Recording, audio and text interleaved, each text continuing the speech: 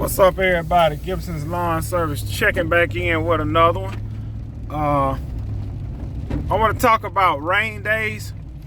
Hope y'all don't hear my GPS because it's actually going off in my ear. I'm trying to navigate to this property.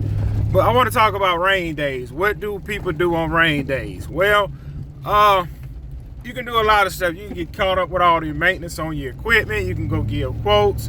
You can get caught up on all your book work as far as your business.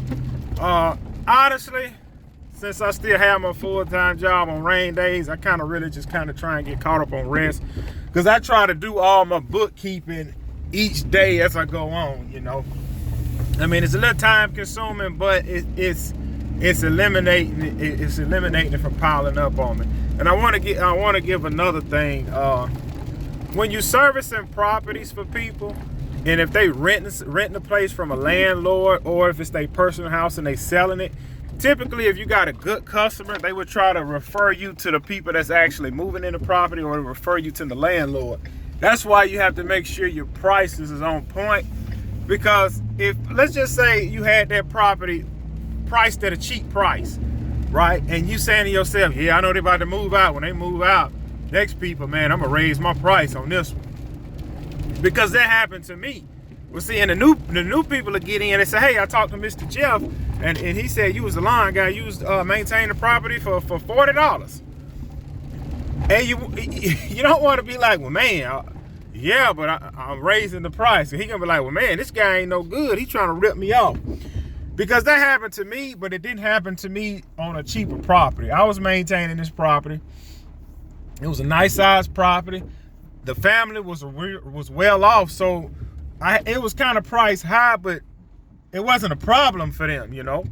And I'm not gonna say it was priced high. That's what it was worth my time to do it. So when a new guy moved in, now this ain't no cheap house. This is $1 million house. These people have money, right?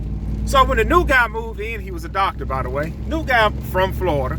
So when the new guy moved in, he got my information from the previous owner.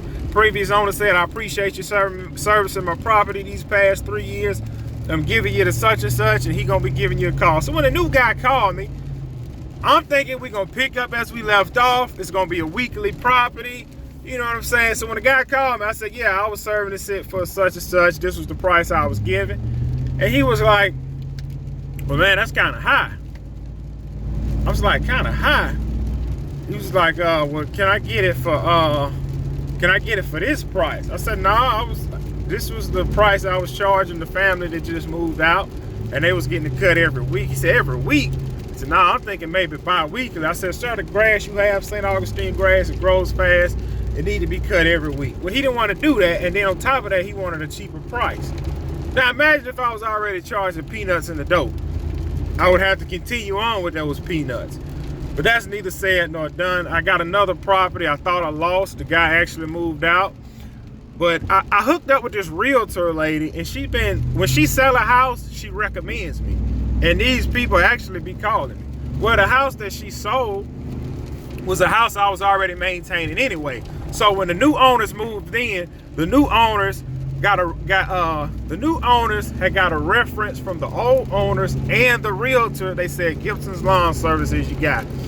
And they like, well, as you can see, because it was a mix-up on the owner's part, he forgot to tell me he sold the property, and I ended up cutting the property after the new owners moved in, but nobody was home. But I could kind of tell somebody had moved in the property. And that guy, I just got off the phone with the guy. He said, yeah, I was looking for Gibson's Lawn Service.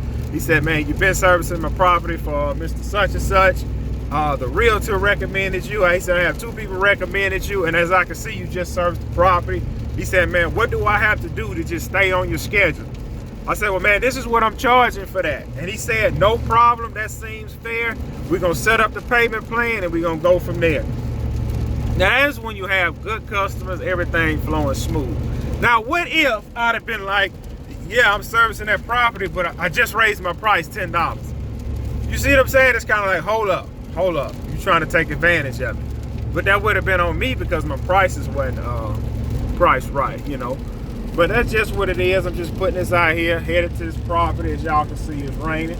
But like I say, don't waste your rain days. If you can, do some maintenance on your equipment. Check on new work. I'm actually going to look at a new property. and just try and stay productive the best you can. I think we're gonna have rain all week, so I got a landscape job booked out. I'm gonna try to film the whole thing, and we just gonna go from there. We're gonna stay grinding, keep making money, and I'll catch y'all on the next one.